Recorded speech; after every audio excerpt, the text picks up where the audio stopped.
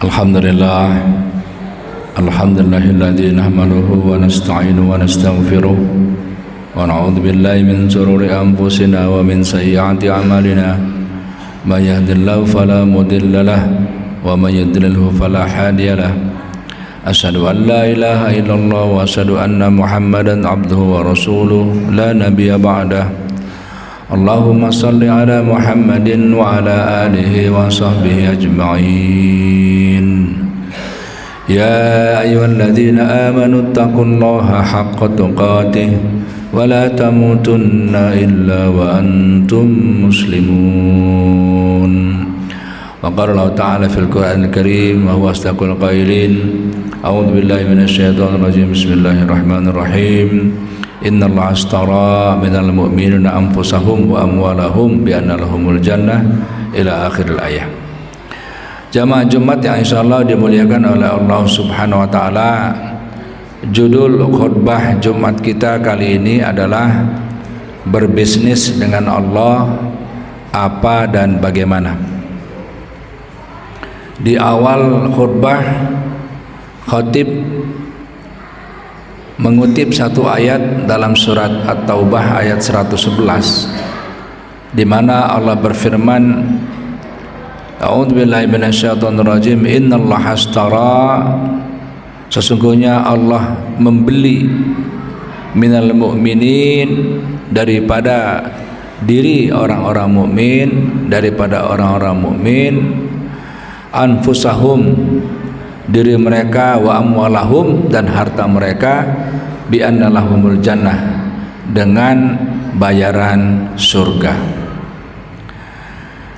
Syekh Muhammad Jamil Jaho, seorang ulama pada abad ke-19,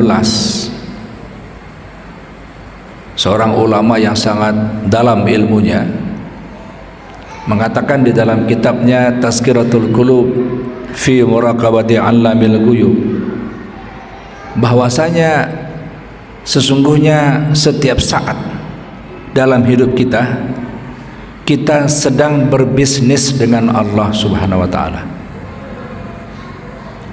Setiap saat. Beliau mengatakan dalam bisnis ada modal, ada keuntungan, ada kerugian, dan ada mitra. 4. Dalam bisnis ada modal, ada keuntungan, ada kerugian, dan ada mitra.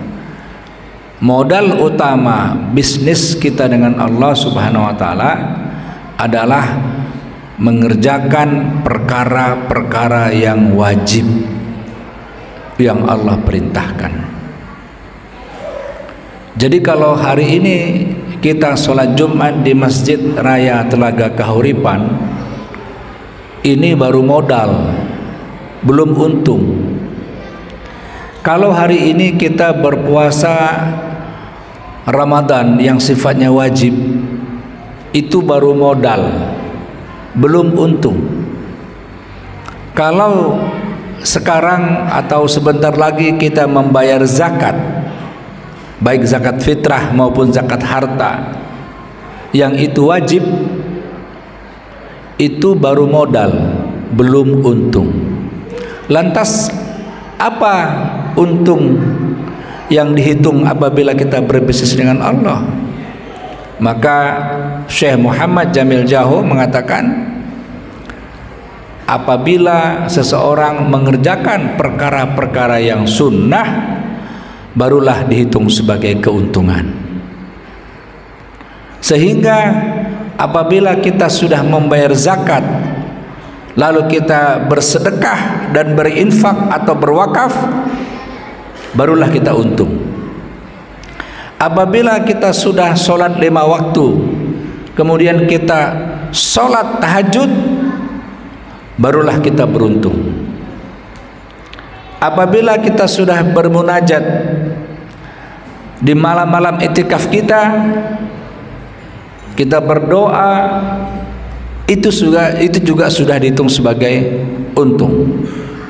Pendek kata, segala hal-hal yang sunnah-sunnah yang kita lakukan itu dihitung sebagai keuntungan. Apa makna keuntungan?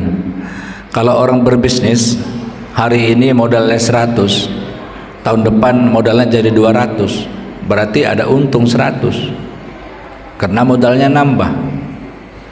Tapi kalau hari ini dia modalnya 100, tahun depan modalnya tinggal 50, berarti dia mengalami kerugian karena modalnya berkurang. Nah, apa yang membuat kerugian dalam bisnis? Kita dengan Allah. Syekh Jamil Jahu mengatakan, apabila seseorang mengerjakan perkara-perkara maksiat, itulah sebagai kerugian. Apabila seseorang makan riba yang jelas-jelas dilarang dalam Al-Quran, itu adalah kerugian. Pengurang modal, apabila modal habis masih juga rugi, masih juga maksiat, bangkrut. Makanya nanti di hari akhirat ada orang yang menghadap Allah dalam keadaan bangkrut, angkat wajah pun gak mampu, bangkrut. Segala macam maksiat, korupsi, berzina, nipu orang, manipulasi, jahat pada tetangga, semua durhaka pada orang tua, semua yang namanya maksiat itu sebagai kerugian. Jadi tadi ada modal utama yang wajib-wajib, ada keuntungan yang sunnah-sunnah, ada kerugian yang maksiat. Dan siapa mitra bisnis kita? Syekh Jamil Jahu mengatakan mitra bisnis kita adalah hawa nafsu. Apabila kita berbisnis dengan mitra kita amanah, insya Allah kita untung. Tapi apabila dia curang, tidak amanah, rugi akan menjadi alamat. Begitupun kita dengan hawa nafsu kita. Apabila kita dapat menundukkan hawa nafsu kita sebagai mitra kita, maka insya Allah kita selamat. Tapi kalau kita tidak dapat menundukkan hawa nafsu kita, atau kita dikuasai oleh hawa nafsu kita, maka alamat celaka. Dan puasa Ramadan selama sebulan penuh yang sebentar lagi berakhir, ini adalah latihan untuk kita dapat mengendalikan hawa nafsu. Jamaah sekalian, orang bijak mengatakan hawa nafsu itu seperti kuda liar. Bagaimana cara menundukkan kuda liar? Begitulah cara menundukkan hawa nafsu. Supaya kuda liar menjadi jinak, orang bijak mengatakan kasih dia lapar. Jangan kasih kuda liar kenyang, kasih dia lapar, lalu kasih dia beban berat. Insya Allah jinak. Begitulah hawa nafsu kita. Dengan berlapar-lapar badan kita, tubuh kita, kemudian aktivitas tidak berkurang. Dengan berpuasa kita terus beraktivitas seperti biasa, bahkan di malam-malam iktikaf kita kurang tidur, ya. Mungkin juga kita kurang menyedikitkan makan. Maka insya Allah dengan begitu hawa nafsu kita semakin terkendali.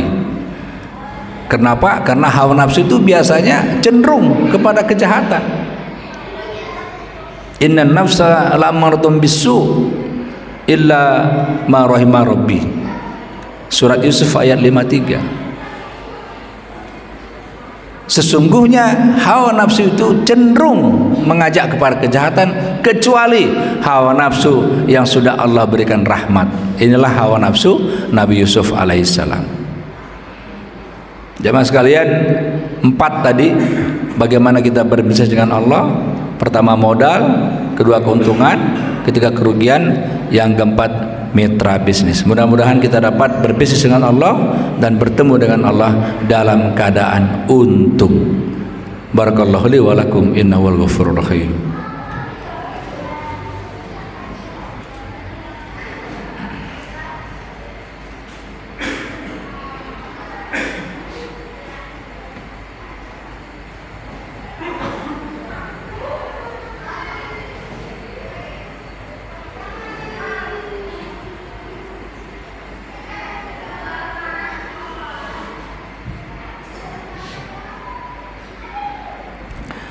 Alhamdulillah, alhamdulillah hamdan katsiran kama amar.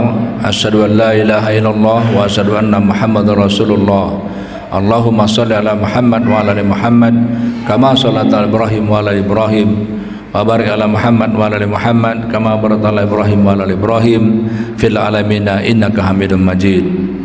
Ya ayyuhalladzina amanu ittaqullaha haqqa tuqatih wa la tamutunna illa wa antum muslimun. Jamaah Jumat yang insyaallah dimuliakan oleh Allah Subhanahu wa taala. Satu hal yang pasti kita akan lalui dalam perjalanan kita menuju akhirat adalah adanya yaumul hisab. Adanya hari perhitungan, di mana semua amal kita akan dihitung, kemudian dicatat dan kemudian diberikan kepada kita.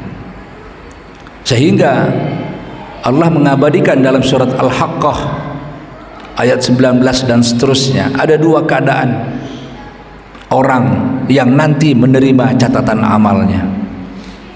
Pertama adalah orang yang bergembira karena catatan amalnya diberikan dari kanannya. Ini artinya apa? Catatan amalnya memperoleh keuntungan. Tetapi ada orang yang bersedih dan bahkan tidak mau menerima catatan amalnya karena diberikan dari kiri atau dari belakangnya. Karena apa? Karena yang tercatat adalah kerugian. Sesungguhnya setiap saat kita berbisnis dengan Allah, Allah catat semua amal-amal kita. Duduk kita hari ini di sini, Allah catat. Datang kita dari rumah ke sini, Allah catat. Iktikaf kita di masjid ini, Allah catat. Tidak ada yang gratis bagi Allah, semua Allah berikan ganjaran. Sebaliknya, semua Allah berikan hukuman. Oleh karena itu, di penghujung Ramadan ini, marilah kita menghisap amal-amal kita, mengevaluasi amal-amal kita. Evaluasi diperlukan untuk apa? Untuk memperbaiki hal-hal yang kurang. Tidak mungkin ada perbaikan tanpa evaluasi. Maka di hujung Ramadan ini yang sebentar lagi kita akan lalui, mari kita maksimalkan. Masih ada 2 malam lagi iktikaf, dan malam ini malam ganjil. Siapa tahu malam ini malam Lailatul Qadar. Mari kita iktikaf, kita ramaikan masjid, ya. Kita buat diri kita berlapar-lapar dan membuat beban yang berat sehingga hawa nafsu kita tunduk, ya, dan kita dapat mengendalikan hawa nafsu kita. Mudah-mudahan kita semuanya termasuk orang yang beruntung ketika membuka catatan amal kita. Amin, amin ya rabbal alamin. Marilah kita berdoa pada Allah Subhanahu wa taala. Kita angkat kedua tangan kita tundukkan kepala kita, dan mari kita berdoa dari hati kita yang paling dalam dengan harapan Allah menerima doa-doa kita. Ya. Pada anak-anak dimohon untuk tenang. Bismillah. Allahumma fil muslimina wal muslimat wal mu'minina wal mu'minat al ahya minhum wal amwat ya qadiyal hajat.